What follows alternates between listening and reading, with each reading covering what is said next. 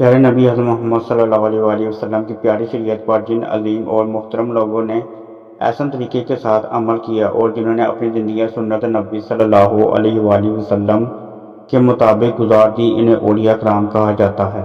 انہیں مقدس و محترم اور برگزیدہ ہستیوں میں سے نہایت ہی زیادہ معتبر اور عظیم نام حضرت سیدہ رابعہ بصری کا ہے۔ حضرت رابعہ بصری قیامت تک خواتین کے لیے مشعل راہ ہیں۔ پیارے ناظرین، معروف صوفی شخصیت رابعہ بصری کی پیدائش 95 ہجری سے 99 ہجری کے دوران عراق کے شہر بصرہ میں ہوئی تھی۔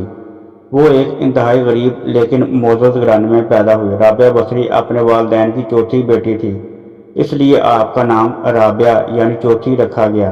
رابعہ بصری کے والدین کی غربت کا اندازہ اس بات سے لگایا جا سکتا ہے کہ جس رات رابعہ بصری پیدا ہوئی، آپ کے والدین کے پاس دیا جلانے کے لیے تیل بھی نہ تھا اور نہ ہی آپ کو لپیٹنے کے لیے کوئی کپڑا موجود تھا۔ آپ کی والدہ نے آپ کے والد سے درخواست کی کہ پڑوسیوں سے تھوڑا تیل ہی لے آئیں تاکہ دیا جلایا جا سکے۔ آپ کے والد نے پوری زندگی اپنے خالق حقیقی کے علاوہ کسی کے آگے بھی کبھی بھی ہاتھ نہ پھیلایا۔ رابعہ بصری کے والد پڑوسی کے دروازے تک گئے تو لیکن خالی ہاتھ واپس لوٹ آئے تھے۔ رات کو رابعہ بصری کے والد کو خواب میں حضرت محمد صلی اللہ علیہ وآلہ وسلم کی زیارت نصیب اور انہوں نے رابعہ کے والد کو یہ خوشخبری سنا دی کہ تمہاری نومولود بیٹی خدا کی برگزیدہ بندی بنے گی اور مسلمانوں کو صحیح راہ پر لے کر آئے گی۔ تم امیر بصرہ کے پاس جاؤ اور اسے ہمارا پیغام کہ تم امیر بصرہ ہر روز رات کو 100 مرتبہ اور جمعرات اور 400 مرتبہ درود پاک نذرانہ بھیجتے ہو، لیکن پچھلی جمعرات کو تم نے درود شریف نہ پڑھا، لہذا اس کے کفارے کے طور پر 400 دینار بطور کفارہ پیغام پہنچانے والے کو ادا کرو۔ رابعہ بصری کے والد اٹھے اور امیر بصرہ کے پاس جا پہنچے۔ اس دوران آپ کی آنکھوں سے آنسو جاری وہ تھے۔ جب امیر بصرہ کو رابعہ بصری کے والد کے ذریعے حضور پاک صلی اللہ علیہ وآلہ وسلم کا پیغام ملا تو وہ یہ جان کر انتہائی زیادہ خوش ہوا کہ وہ نبی اکرم صلی اللہ علیہ وآلہ وسلم کی نظروں میں ہے۔ اس نے شکرانے کے طور پر فوراً 1000 دینار غربا میں تقسیم کروائے اور 400 دینار رابعہ بصری کے والد کو ادا کی اور ان سے درخواست کی کہ جب بھی کسی بھی ضرورت کسی بھی چیز کی پڑے تو بلا جھجک میرے پاس تشریف لے آئیں۔ کچھ عرصے کے بعد رابعہ بصری کے والد انتقال کر گئے۔ اسی اسرا میں بصرہ کو سخت قحط نے اپنی لپیٹ میں لے لیا اور قحط کے دوران رابعہ بصری اپنی بہنوں سے بچھڑ گئی۔ ایک بار رابعہ بصری ایک قافلے میں جا رہی تھی کہ قافلے کے ڈاکوؤں نے لوٹ لیا اور ڈاکوؤں کے سرغنہ رابعہ بصری کو اپنی تحویل میں لے لیا۔ آپ کو لوٹ کے مال کی طرح بازار میں لونڈی بنا کر بیچ دیا۔ آپ کا آقا آپ سے انتہائی سخت و محنت و مشقت کا کام لیتا تھا، اس کے باوجود آپ دن بھر کام کرتی ہیں اور رات بھر عبادت میں مشغول رہتی تھی اور دن میں بھی زیادہ تر روزے رکھتے ہوئے اتفاقاً ایک دفعہ رابعہ بصری کا آقا آدھی رات کو جاگ گیا اور کسی کی گریہ زاری سن کر دیکھنے چلا گیا۔ رات کے اس پہر کون اس طرح کی گریہ زاری کر رہا ہے؟ وہ یہ دیکھ کر حیران رہ گیا کہ رابعہ بصری اللہ کے حضور سربسجود ہیں اور نہایت عاجزی کے ساتھ کہہ رہی ہیں کہ اے اللہ، تو میری مجبوریوں سے خوب واقف ہے، گھر کا کام کاج مجھے تیری طرف آنے سے روکتا ہے، تو مجھے اپنی عبادت کے لیے پکارتا ہے، مگر میں جب تک تیری بارگاہ میں حاضر ہوتی نمازوں کا وقت گزر جاتا ہے، اس لیے میری معذرت قبول فرما لے اور میرے گناہوں کو معاف فرما دے۔ اور اپنی کنیز کا یہ کلام سن کر، عبادت کا یہ منظر دیکھ کر بصری خوف خدا سے لرز گیا۔ اس نے یہ فیصلہ کیا کہ ایسی اللہ والی کنیز سے اپنی خدمت کرانے کی بجائے بہتر ہوگا کہ خود اس کی خدمت کی جائے۔ صبح ہونے پر وہ آپ کی خدمت میں حاضر ہوا اور اپنے فیصلے سے آپ کو آگاہ کیا۔ اس نے کہا کہ آج سے آپ میری طرف سے آزاد ہیں اور آپ اسی گھر میں قیام کریں تو میری یہ خوش نصیبی ہوگی، ورنہ آپ اپنی مرضی کی مالک ہیں۔ لیکن اگر آپ یہاں سے جانے کا فیصلہ کرتی ہیں تو میری بس آپ سے ایک ہی درخواست ہے کہ میری طرف سے کی جانے والی تمام زیادتیوں کو اس ذات کے صدقے معاف فرما دیں جس کی آپ راتوں کو جاگ جاگ کر عبادت کرتی ہیں۔ پیارے ناظرین، جو بھی انسان اللہ کا ہو جاتا ہے تو اللہ پاک اس کی حفاظت اور اس کی مدد فرماتے ہیں اور دنیا کی کوئی بھی طاقت اس کو کوئی بھی نقصان نہیں پہنچا سکتی۔ پیارے ناظرین، ابتدا میں تو حضرت رابعہ بصری کے حسن و جمال کی دھوم مچی ہوئی تھی، مگر جوانی کے شوب و روز انہوں نے یاد الہی میں گزار دی۔ ان کے چہرے پر پاکیزگی کا ایک ایسا نقاب تھا، دیکھنے والوں کی نگاہیں خود بخود جھک جاتی تھیں۔ اس زمانے میں ایک نوجوان نے انہیں رات کے وقت جان کی طرح دمکتے دیکھا۔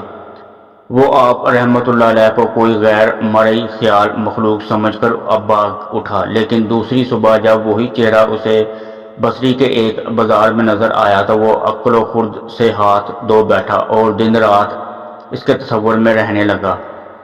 آخر دل کے ہاتھوں میں مجبور ہو گیا تو لوگوں سے پوچھتا ہوا حضرت رابعہ بصری کے گھر جا پہنچا۔ آپ کہا کرتی تھی کہ دل کے دروازے ہمیشہ کھلے رکھو، کیا معلوم کہ محبوب کس وقت دستک دے دے۔ مگر گھر کے دروازے بند ہوں یا کھلے ہوں، ان کی دانش میں برابر تھے۔ نوجوان کو خلاف توقع ان کا دروازہ کھلا ہوا ملا۔ اس نے اپنے دل کی دھڑکنوں پر بڑی مشکل سے قابو پایا۔ رات کا وقت تھا، اندر چراغ روشن تھا۔ یہ سوچ کر بے باکی سے اندر داخل ہو گیا کہ حال دل سنا دینے میں کیا حرج ہے، زیادہ سے زیادہ انکار ہی تو ہو جائے گا۔ واپسی کا دروازہ بہرحال کھلا ہوا ہے۔ لیکن جب وہ اندر پہنچا تو وہاں کوئی نہیں تھا، البتہ چھت سے ایسی پرسوز آواز آ رہی تھی جیسے کوئی زیر لب ہجر کا رونا رو رہا ہو۔ نوجوان تیزی سے زینے پر چڑھ گیا۔ حضرت رابعہ بصری عشاء کی نماز سے فارغ ہو کر ثنا خوانی کر رہی تھیں۔ پروردگار، ستارے روشن ہو گئے، لوگ سو گئے، بادشاہوں نے دروازے بند کر لیے۔ ہر محبوب اپنے محبوب سے محو راز و نیاز ہے، اور میں تیرے سامنے کھڑی ہوں۔ نوجوان پر سکتہ طاری ہو گیا۔ اسی اثنا میں حضرت رابعہ بصری نے پلٹ کر اسے ایسی قہر آلودہ نظروں سے دیکھا کہ اس کی زبان گم ہو گئی۔ رابعہ بصری نے اس کے قریب آ کر پوچھا کہ تم مجھ سے شادی کی درخواست کرنے آئے ہو؟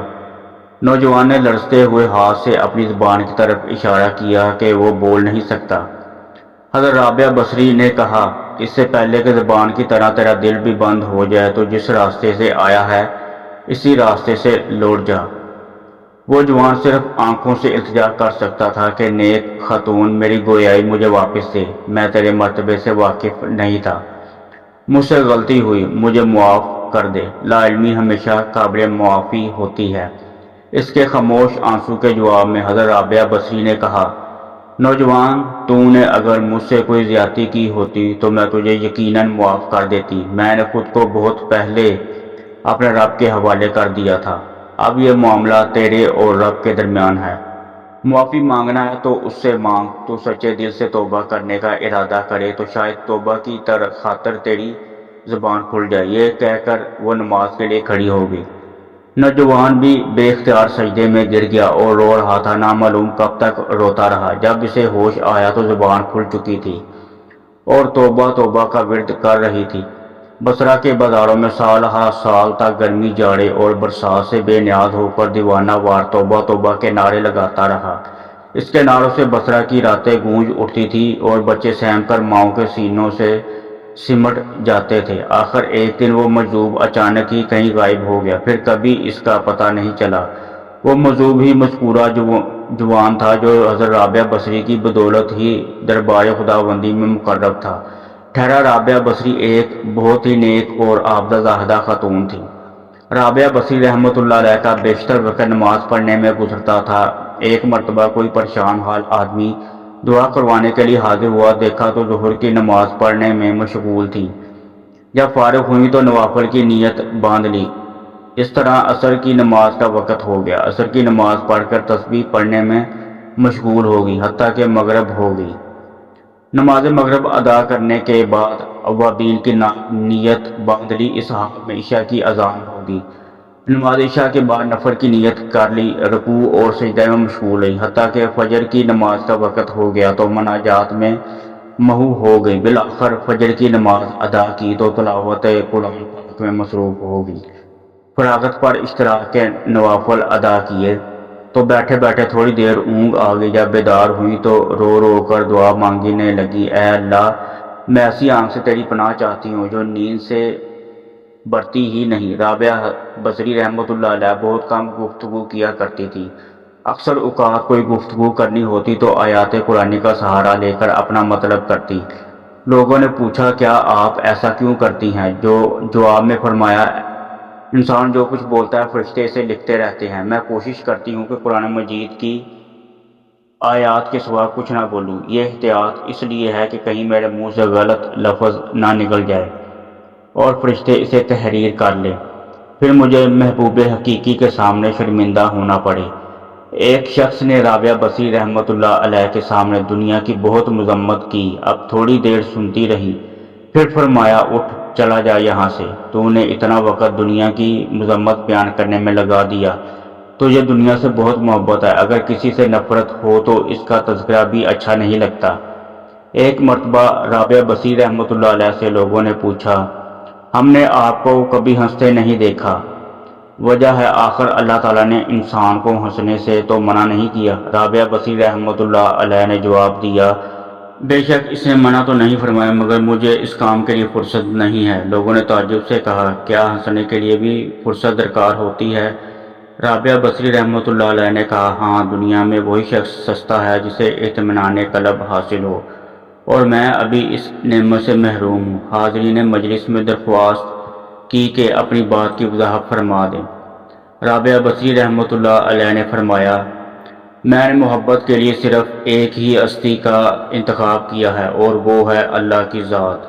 میں اس خوف سے روتی رہتی ہوں کہ کہیں میری زندگی بھر کی محنت بیکار نہ چلی جائے اور مرتے وقت مجھ سے یہ نہ کہا جائے کہ تو ہمارے لائق نہیں۔ رابعہ بصری رحمۃ اللہ علیہ نے ساری زندگی تجربے کے عالم میں گزار دی۔ ایک مرتبہ کچھ لوگوں نے اعتراض کیا کہ آپ لوگوں میں عارفہ کے نام سے کیوں مشہور ہیں، مگر آپ نے نبی علیہ السلام کی نکاح والی سنت پر عمل نہیں کرتی؟ رابعہ بصری رحمۃ اللہ علیہ نے جواب دیا میں فرمایا مجھے 3 باتوں کا اندیشہ ہے، اگر تم مجھے ان اندیشوں سے نجات دلا دو تو میں آج سے نکاح کر لوں گی۔ میرا پہلا اندیشہ یہ ہے کہ مرتے وقت ایمان سے سلامت لے جاؤں گی یا نہیں، دوسرا یہ کہ نامہ اعمال دائیں ہاتھ میں دیا جائے گا یا نہیں، تیسرا قیامت کے دن کچھ لوگ جنت میں جائیں گے کچھ جہنم میں، تم لوگ بتاؤ میں کس طرف جاؤں گی؟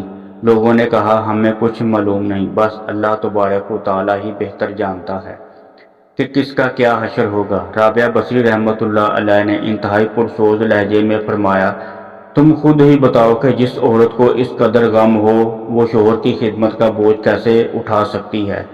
ایک بار کسی شخص نے آپ کی گوشہ نشینی پر اعتراض کرتے ہوئے کہا ذرا باہر نکل کر دیکھیے کہ کیسی بہار آئی ہوئی ہے۔ رابعہ بصری رحمۃ اللہ علیہ نے بھی ساختہ جواب دیا میرا کام سانے کو دیکھنا ہے، اس کی سند کو نہیں۔ ایک مرتبہ رابعہ بصری رحمۃ اللہ علیہ نے رات بھر تر پانی سے روزہ رکھا اور پانی سے افطار کیا۔ گھر میں کھانے کے لیے روٹی کا ایک لقمہ بھی نہ تھا۔ جب افطار کا وقت قریب آیا تو آپ پر بھوک کا غلبہ ہوا۔ نفس نے آپ سے فریاد کی رابعہ آخر تو کب تک مجھے بھوکا رکھے گی؟ ابھی آپ کے دل میں یہ خیال ہی گزرا تھا کہ کسی شخص نے دروازے پر دستک دی۔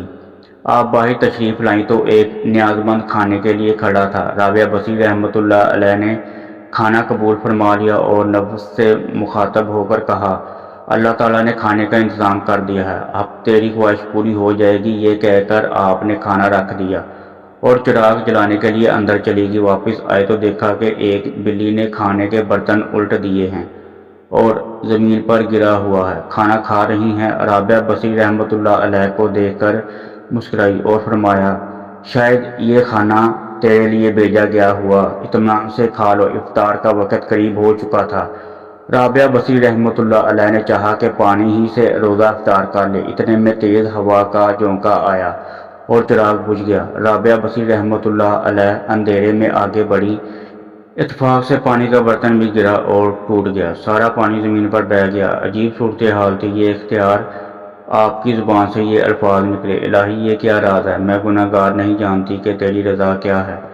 جواب میں عاطف غیبی سے آواز آئی اے میرے محبت کے دم بھرنے والی، مجھ سے محبت کرنے والی، میری رضا کو اپنی رضا سمجھنے والی، اگر تو چاہتی ہے کہ تیرے لیے دنیا کی نعمتیں وقف کر دوں تو پھر میں تیرے لیے دل سے اپنا غم واپس لے لوں گا، کیونکہ میرا غم اور دنیا کی نعمتیں ایک ہی دل میں جوان نہیں ہو سکتے۔ اے رابعہ اگر تیری مراد یہ ہے اور ایک مراد میری مراد ہے تو بتا دونوں مرادیں ایک جگہ کیسے رکھ سکتی ہے؟ رابعہ بصری رحمۃ اللہ علیہ نے جب یہ آواز سنی تو اپنا رضا کو ہمیشہ کے لیے اللہ کی رضا میں گم کر دیا اور کشتگان خنجر تسلیم میں شامل ہو گئی۔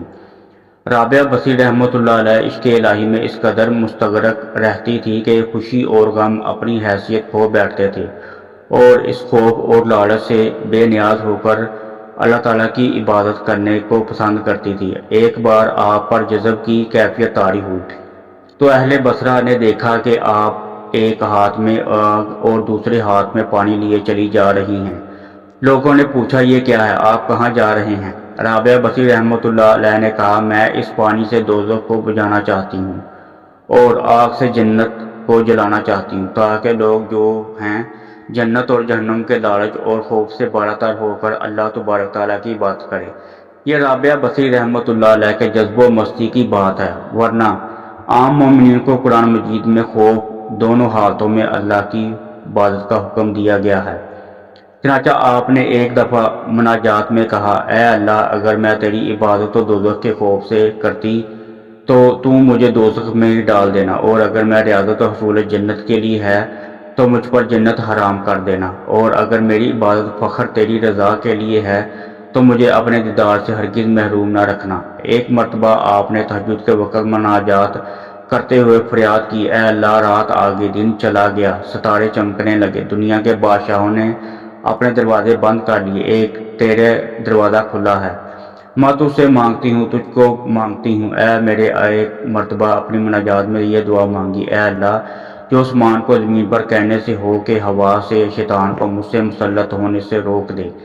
ایک مرتبہ نوجوان آپ کی مجلس میں حاضر ہوا جس نے سر پر پٹی باندھ رکھی تھی۔ آپ نے پوچھا تو اس نے بتایا کہ سر میں درد ہے، اور پہلی مرتبہ ایسا ہوا کہ آپ نے عمر پوچھی تو اس نے کہا 30 سال۔ آپ نے فرمایا 30 سال تیرے سر میں درد نہ ہوا تو نے شکریہ کی پٹی تو کبھی نہ باندھی، پہلی مرتبہ درد ہوا تو شکوے کی پٹی فوراً باندھ دی۔ یہ نوجوان سن کر شرمندہ ہوا اور اس نے اپنے اندر صبر پیدا کرنے کی نیت کر لی۔ ایک مرتبہ کچھ لوگ آپ کی خدمت میں حاضر ہوئے اور کہنے لگے اللہ تعالیٰ نے مرد کو فضیلت بخشی ہے، ہمیشہ مرد کو ہی نبوت اور رسالت کا منصب عطا ہوا ہے، کسی عورت کو نبی نہیں بنایا گیا۔ رابعہ بصری نے کہا بے شک اللہ تعالیٰ کا یہی نظام ہے، مگر ایک بات غور سے سن لو کہ مردوں نے ہی خدا ہونے کا دعویٰ کیا ہے، کسی عورت نے آج تک خدائی کا دعویٰ نہیں کیا۔ ایک مرتبہ آپ اپنے عبادت خانے میں سوئی ہوئی تھی کہ ایک چور نے اندر داخل ہوا اور اس نے دیکھا کہ فقط ایک چادر کے سوا کچھ موجود نہ تھا۔ اس نے چادر اٹھائی اور جانے لگا، اچانک اس کی بینائی زائل ہو گئی اور اسے دروازہ نظر آنا بند ہو گیا۔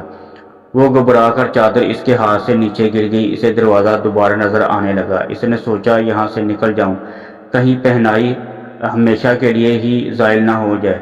جب دروازے سے نکلا تو ایک آواز آئی اگر ایک دوست سویا ہوا ہے تو دوسرا دوست جاگتا ہے۔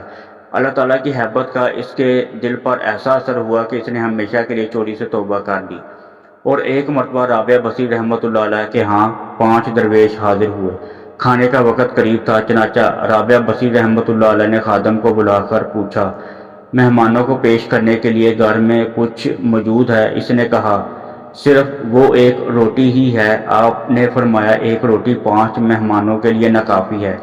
اتنے میں ایک سوالی نے دروازے پر صدا لگائی۔ رابعہ بصری رحمۃ اللہ علیہ نے خادمہ سے کہا کہ وہ روٹی ضرورت مند کو دے دے۔ خادمہ نے حکم کی تعمیل کی۔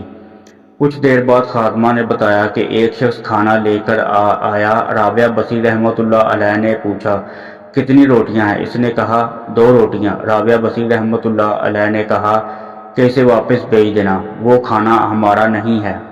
خادمہ نے روٹیاں واپس کر دی۔ تھوڑی دیر بعد خادمہ نے اطلاع دی کہ ایک اور شخص کھانا لایا ہے۔ رابعہ بصری رحمۃ اللہ علیہ نے پوچھا کتنی روٹیاں؟ اس نے کہا 5۔ رابعہ بصری رحمۃ اللہ علیہ نے پھر وہی جواب دیا کہ کھانا لانے والے کو واپس دو، وہ کھانا ہمارا نہیں۔ خادمہ نے اسے بھی بھیج دیا۔ تھوڑی ہی دیر بعد خادمہ نے بتایا ایک شخص کھانا لایا اور اس میں 11 روٹیاں ہیں۔ رابعہ بصری رحمۃ اللہ علیہ نے کہا ہاں قبول کر لو، یہ ہمارا رزق ہے، اللہ تبارک تعالیٰ نے بھیجا ہے۔ مہمان حضرات یہ سب کچھ دیکھ کر مجسمہ حیرت ہو گئے۔ اتنے میں خادمہ نے دسترخوان پر کھانا لگا دیا۔ جب سب لوگ کھانا کھا چکے تو مہمانوں نے سوال پوچھا کہ آپ نے 2 مرتبہ کھانا واپس بھیج دیا، تیسری مرتبہ قبول کر لیا، اس میں کیا راز پوشیدہ ہے؟ رابعہ بصری رحمۃ اللہ علیہ نے فرمایا، اللہ تبارک تعالیٰ کا وعدہ ہے کہ دنیا میں ایک کے بدلے 10 اور آخرت کے بدلے 70 دوں گا۔ میں نے ایک روٹی خلوص سے نیت کے ساتھ سائل کو دی تھی، مجھے پکا یقین تھا کہ ایک کے بدلے میں 10 ملیں گے۔ پہلا شخص 2 روٹیاں لایا تھا، دوسرا 5 لایا، میں سمجھ گئی کہ ہمارا رزق نہیں ہے۔ تیسرا 11 روٹیاں لایا، ایک کے بدلے 10، اور 11ویں روٹی جو سائل کو دی تھی اللہ تبارک تعالیٰ نے وہ بھی واپس کر دی۔ اللہ تعالیٰ کے شان دیکھیے کہ وہ اپنے وعدے کو پورا کر دکھایا۔ رابعہ بصری رحمۃ اللہ علیہ کی شان توکل کو دیکھ کر تمام درویش حیران ہو گئے۔ جب ان کی وفات کا وقت قریب آیا تو ان کی شاگرد خواتین اور لڑکیاں ان کے ارد گرد بیٹھے تھیں۔ ان شاگردوں نے درخواست کی کہ ہمیں کچھ نصیحت کریں، تو رابعہ بصری نے فرمایا کہ کبھی بھی بغیر نکاح کے نہ رہو، اور پھر اپنا واقعہ سنایا کہ میں جب آدھی رات کو مصلی پر بیٹھ کر اللہ کی عبادت کرتی تھی، اس وقت گلیوں میں پھرنے والا چوکیدار جب میرے گھر کے سامنے سے گزرتا تھا تو میرے دل میں برے وسوسے آتے تھے کہ اس وقت سارے لوگ سوئے ہوئے ہیں، کوئی بھی نہیں دیکھ رہا۔ یہ تو اللہ کا کرم ہوا کہ اس نے مجھے زنا سے محفوظ رکھا۔ اس واقعے سے آپ اندازہ لگائیں کہ جیسی پاک دامن اور زاہدہ خاتون کو ایسے وسوسے آ رہے ہیں، تو آج کل کے اس گندے معاشرے میں جہاں ہر طرف بے حیائی، بے پردگی اور بے دینی کا ماحول غالب ہے، ایسے میں کون عورت ہے جب بھی آپ کو بچائے گی؟ فرمایا، نکاح کے بغیر زندگی کا اسلام میں کوئی تصور نہیں۔ اللہ تعالیٰ کے نبی صلی اللہ علیہ وآلہ وسلم نے ارشاد فرمایا، بیک وقت 9 بیویاں چھوڑ کر انتقال فرمایا، اور اللہ کے رسول صلی اللہ علیہ وآلہ وسلم صبح کرتے اس سال میں کہ اہل عیال کے پاس غربت کے باعث کھانے کو کچھ نہ ہوتا، شام کرتے تو بھی یہی حال ہوتی، مگر اس کے باوجود 9 بیویاں چھوڑ کے انتقال فرمایا۔ اللہ کے نبی صلی اللہ علیہ وآلہ وسلم نے بغیر نکاح کے زندگی گزارنے سے منع فرمایا ہے۔ خواتین و حضرات، ایک دفعہ حضرت حسن بصری رحمۃ اللہ علیہ نے حضرت رابعہ بصری سے کہا کہ آپ شریعت کے مطابق شادی کر لیں۔ فرمایا، نکاح شادی اس کے لیے ہے جس کا کوئی وجود ہو یا نہ، میرا کوئی وجود ہے اور نہ ہی میں اپنی مالک ہوں، اللہ تعالیٰ کے مملوک ہوں۔ رابعہ بصری نے تقریباً 88 سال کی عمر پائی۔ آپ نے آخری سانس تک عشق الہی کی لذت کو اپنا شعار بنائے رکھا، یہاں تک کہ اپنی آخری سانس تک بے حقیقی کی محبت کا دم کرتی رہی ہیں۔ آخری وقت میں آپ نے اپنے والی اور صوفی ساتھیوں کو بتایا کہ میرا محبوب، میرا معبود ہمیشہ سے میرے ساتھ ہے۔ رابعہ بصری کی موت کا واقعہ بھی بڑا عجیب ہے کہ وفات سے کچھ دیر پہلے لوگ عیادت کے لیے حاضر خدمت ہوئے۔ رابعہ بصری رحمۃ اللہ علیہ نے کہا، فرشتوں کے لیے راستہ چھوڑ دو، باہر چلے گئے۔ کچھ دیر اندر گفتگو کی آوازیں آتی رہیں، جب خاموش چھا گئی تو لوگوں نے دروازہ کھول کر دیکھا کہ رابعہ بصری رحمۃ اللہ علیہ دنیا سے اس طرح رخصت ہو چکی تھی جس طرح کے باد نسیم کا کوئی جھونکا تیزی سے گزر جاتا ہے۔ ناظرین، حضرت رابعہ بصری کی زندگی سے ہمیں یہ سبق ملتا ہے کہ اللہ کی پہچان کے دروازے مردوں، عورتوں، سب کے لیے کھلے ہیں۔ اللہ کی راہ پر حضور نبی اکرم صلی اللہ علیہ وآلہ وسلم کے فرامین کی روشنی پر چلنا چاہیے، باقی فضل و کرم کرنے والی اللہ کی ذات ہے۔ اللہ تبارک تعالیٰ سے دعا ہے کہ اللہ تبارک تعالیٰ ہمیں بھی نیک میں دوڑ کر کرنے کی توفیق عطا فرمائے، آمین۔